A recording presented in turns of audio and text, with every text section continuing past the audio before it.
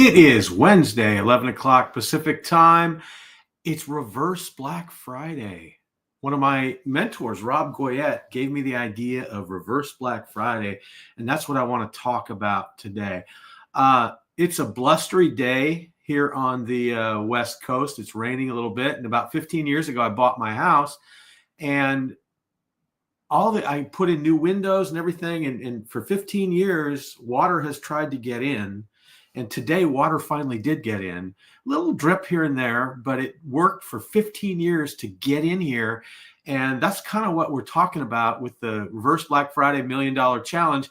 I want to create something that you can make $10,000 by the end of the year to add to your total right there. Put a little skin in the game to do it, and we'll teach you how to be like water and get in wherever the heck you want to go. We've got a whole live crew back here. We've got David Horning sitting in the back room. He'll be on here in just a second. And he's right now sitting in the hot tub, nibbling on a Dove bar, had that charcuterie board going. So it's already fabulous to have him in the back there. One of the things that I really want to talk about with this thing is having this whole idea of a challenge, because this time of year, everybody slows down. It's like, oh, it's going to be so slow, and I'm just going to peter out there. And I found that my best times in the businesses that I've been in have been the holiday season, because I put the time in while it was going on to be able to reap that benefit. But let me bring on a very special guest here. I love his work. Water cooler comedy. If business people think like a comedian, they do more, sell more, get more. Please welcome David Horning with us. Oh, you're muted. Did I do that or you do that? I'm muted. There we go. Yeah. I did that. Hey, yeah, I didn't know I'd be in the hot seat. It's good to see you, Ray. I thought I'd pop in. I saw your post on LinkedIn, and I was like, well, this sounds interesting. I've seen a lot of your stuff, and it all sounds great. And I was like, I'm free at 2 o'clock Eastern, so it's good to see you. What I'm really doing, yeah, it's great to see you too. And what I'm really doing is I'm taking the ideas. So we both know what a gentleman I consider a nice mentor of mine, David Newman. One of the things he said about me was Ray could make $5,000 standing in line at Safeway.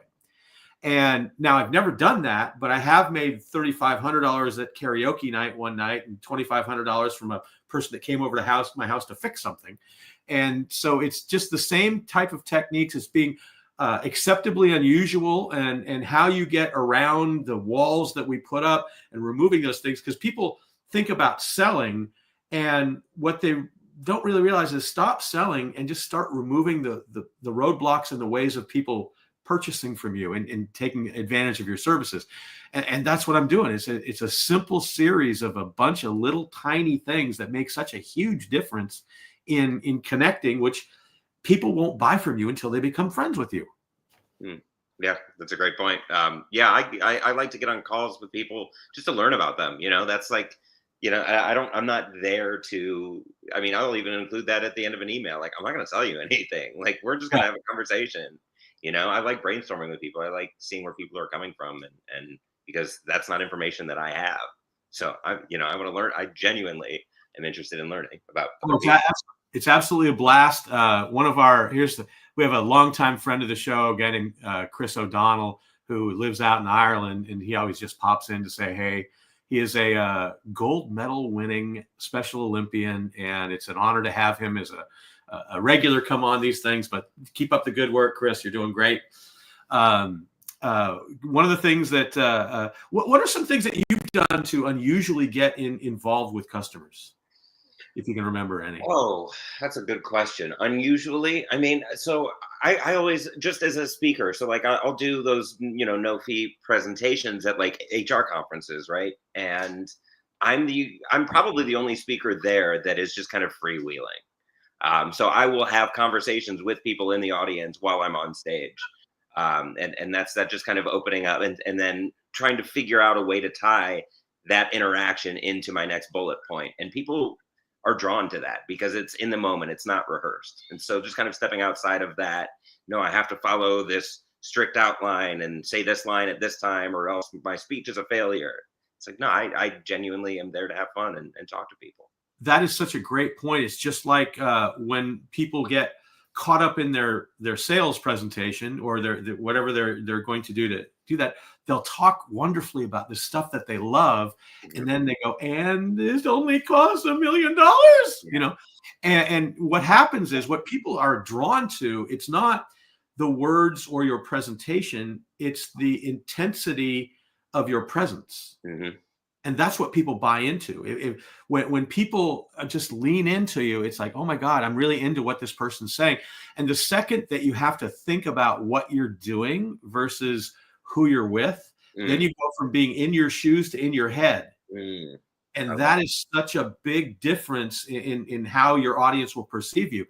And those are the type of things that I want to do. I created a Facebook page. It's only for those of people that are wondering and interesting. There's a little QR thing in the code in the corner. I'm charging $97 for this. I think I can get 100 people that will add $10,000 to their sales by the end of the year.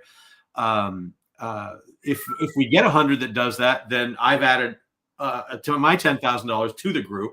I beta tested with 7 people last week, and they made $70,000 by just doing several simple little tips just to get in and make themselves known and rekindle. A lot of it's about rekindling old flames.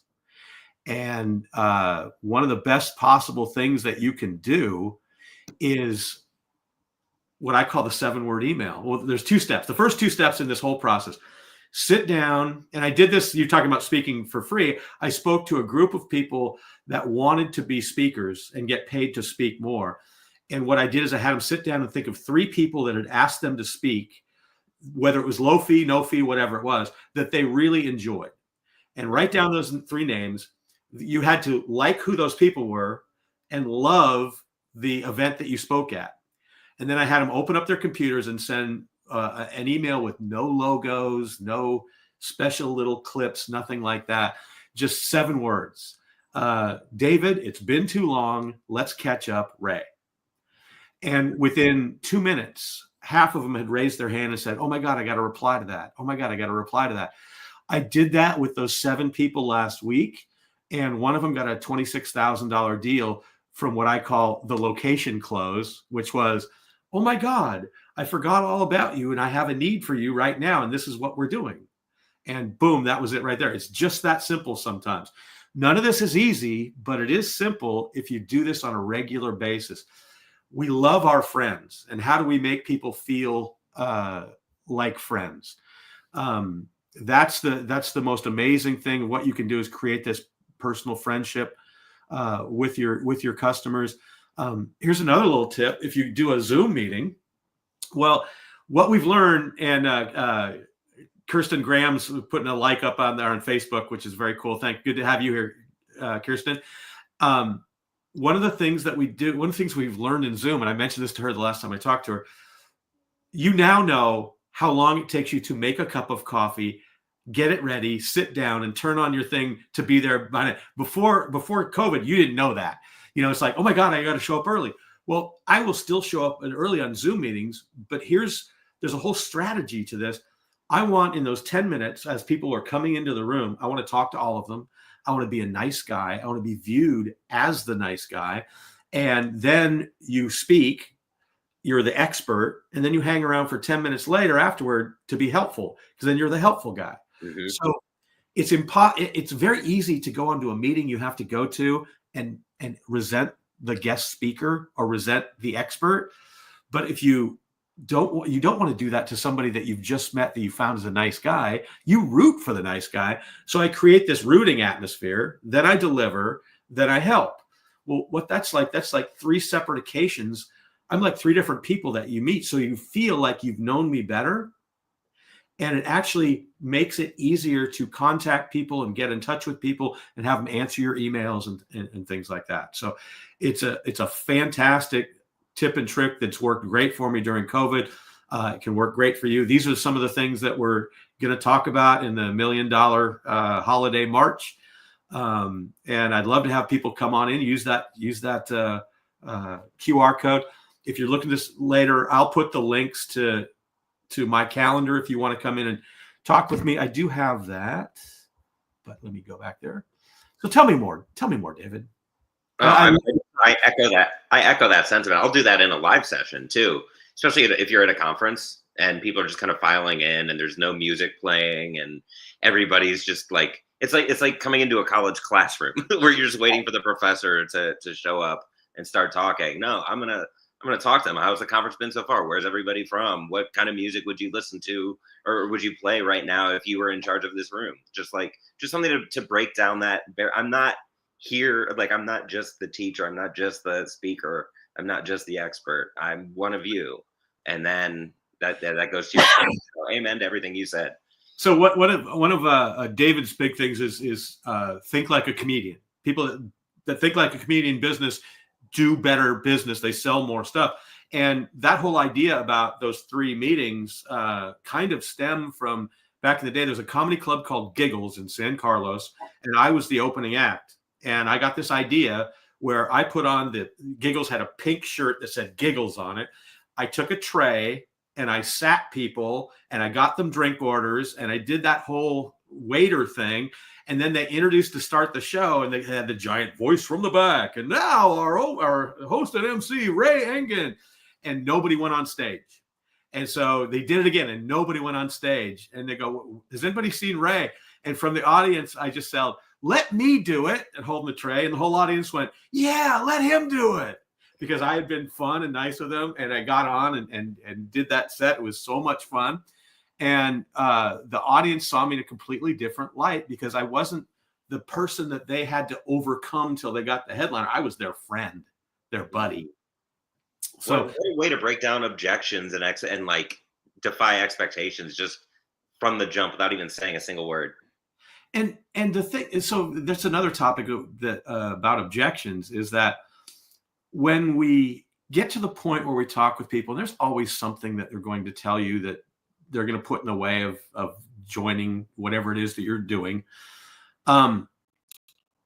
We disagree with it. So it's like, your prices are too high. Well, no, my prices are very, very reasonable. Well, now what you have is an argument. Yeah. Never disagree with their statement. Always agree with it. So like, oh, of course my prices are too high. How could I possibly give you this much service if I only charged X? Isn't it great to know that you've got me at your side when you need me? And then you can have a conversation about it instead of that disagreement that just essentially puts another wall up and ends a conversation. That's a great point. You're yes-anding them. Exactly. Yeah. And I actually learned that watching, and this is what comedians watch things and see pieces of what happens in life, and they create a way to look at it that gets people to understand them more. Mm-hmm. And I had a sales guy that worked for me that I used to listen on the phone all the time, and he'd be going, of course. So that was his version of yes and that's where I got that idea. I call it of coursing, then later on I go, oh, there's improv. It's yes anding. Yeah. But all these little things, and one of the things about creating this, I call it a familiarity of friendship. When you hop on a Zoom call or if you meet somebody that you've never met before, is you find this common ground that that life has shared. And that's what comedians do. That's why watching comedians is great for business conversation, because they will find these little pieces of life that you experience and you share, but people don't know that you share this experience. And I always talk about standing in line at Starbucks. And if it's a long line, I will stand in that line and I won't say anything to anybody until somebody comes in and stands right behind me. Then I turn around and I say, oh, thank God you're here. Like, what? Huh? And I said, yeah, because have you ever been in one of these long lines where you get all the way from the back of the line to the front of the line and nobody gets behind you? That is one of the worst. That means you came at the exact wrong time. Yeah. And people, oh yeah, that's bad. And then 2 seconds later, when the line moves up a little bit and there's more people behind, I'll say, see that guy up front? That's the guy with all the power. He's next. He could let somebody through and still be next. That is so cool. And everybody is like now talking about standing in line, but I just created this community of people that aren't strangers. They now have something that they bonded on. and how do you bond with the people that you meet, we put so many obstacles in our way. And that's what I want to remove these obstacles for everybody. So here's what I'm doing. I'll put this out there on the video so people can say, I'm doing this $1 million holiday march, and it's going to include a LinkedIn site that I'll be putting up tips, tricks, techniques, things, little known ways to get past things, into things, talk to the people you want to talk to, because they're not tricks, they're not techniques, they're genuine connection starters. And so we'll be putting those things up. I'll give you some ideas on what to do, things like the 7-word email, how to put subject lines that get answered.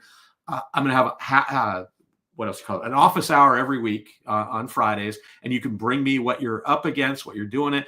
All I would ask from that, I'm charging $97 for it, but all I'm asking for it is that you would allow me to not post you and how much you made. I don't need to know that. I just want to know the total that everybody's made, because I really want to do $1 million for people that I know and like and trust. And I realistically think it'll come down to 10 to 25 people doing, or 10 to 40 people doing 25 to 100 grand each if they do this right. But if I do that and it works for me and I get 50 grand out of it and nobody else gets anything and nobody joined and I did it all by myself, it's kept me busy and it made money for me. So that's the worst possible thing that can happen, right? These are things that I'm just excited about. I get, if you can't tell, I get excited talking about connecting with people and creating ways that they can do more business. Because these things that I'm throwing out there are things that I use all the time to create 6 figures.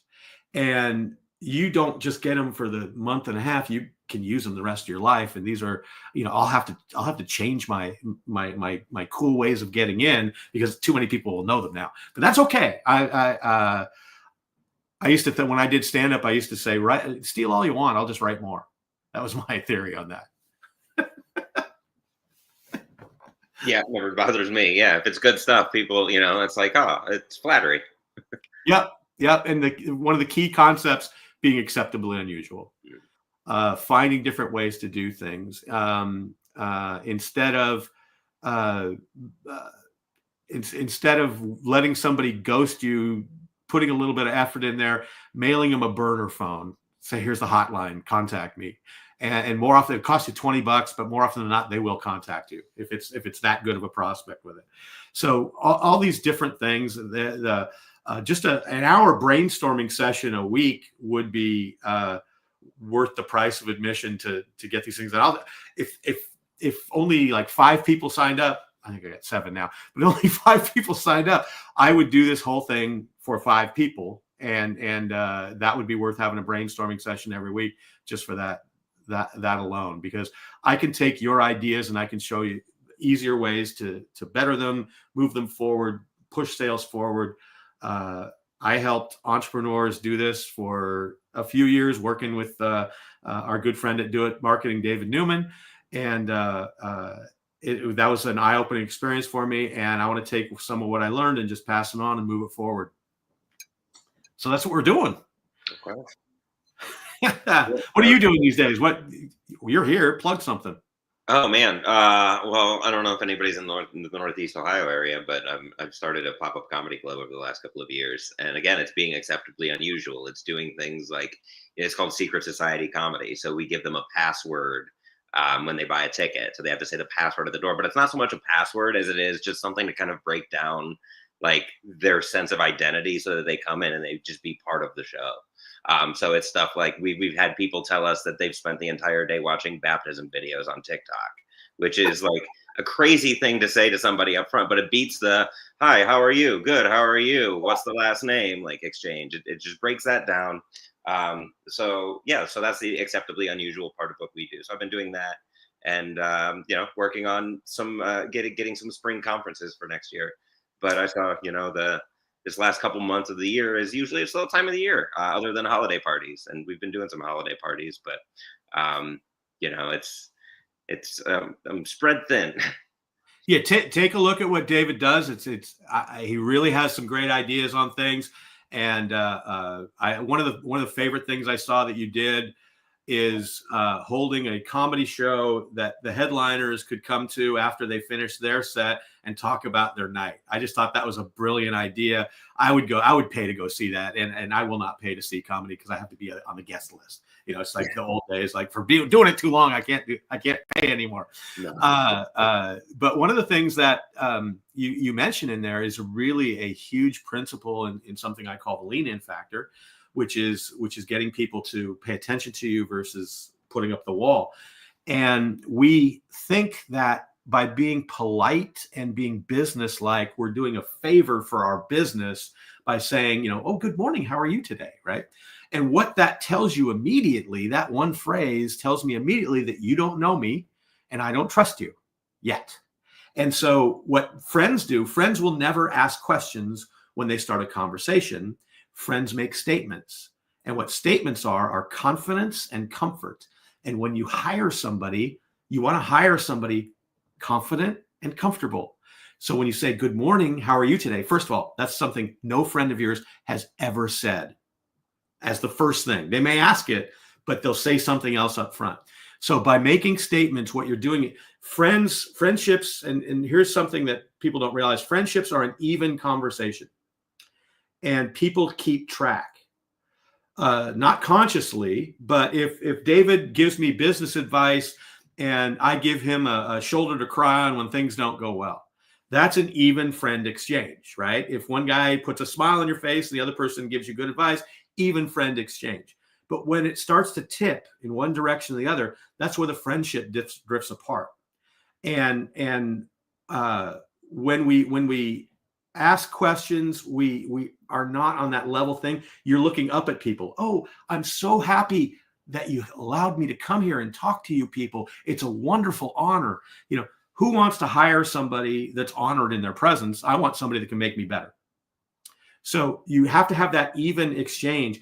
And I watched the other day, there's a little pizza parlor across the street from where I am with a little bar, and there was one seat open, and this guy was ahead of me, and he walks up to the seat, and this woman's sitting there, and he goes, is anyone sitting here? And she looked at him, and kind of you could tell their little creep factor was in there. And she goes, yeah, somebody's sitting here. And he oh, okay. And he walked away. And I walked up and I said, thanks for saving me the seat. And I sat down. She goes, oh, yeah, sure. She didn't know me. She didn't know the other guy. But that question versus statement got me the seat and him the back row. But that's what we're doing here. I just wanted to come on and talk about this. I'm so happy that my good friend David's here to help us out here. But I'm going to put up a couple of links and wrap it up. And Dave, I'm going to put you back in the backstage there. So thanks so much for joining me. Check out watercoolercomedy.com, right? It's .org.com was like 15 grand to buy. And I was like, you know what? I'll be a .org. .org. And actually then you can say, well, I'm a nonprofit. Yeah. I am a nonprofit. I can't see the future. My goal is to turn nonprofits into profits during the holiday season, and with this $1 million challenge, and I think I can do it. Prove me right, prove me wrong. It's only going to cost you $97. So happy to have you here, and look forward to seeing your stuff in the future. Thanks for doing this. I appreciate you coming on. Yeah, thanks, Ray. It was nice chatting. Yeah, nice chatting. And there we have it. This is today. I'll put up a couple of quick little links for you. And I'll put them in the chat. So if you guys are looking at this later, but if you want to come on and talk to me about it, I'd be more than happy. If you want to test me out and bring something to me, I bet I can make it more interesting, better, give you a way around something, a way into something. There's my Calendly link, and be acceptably usual. I'm here every week at joinraylive.com.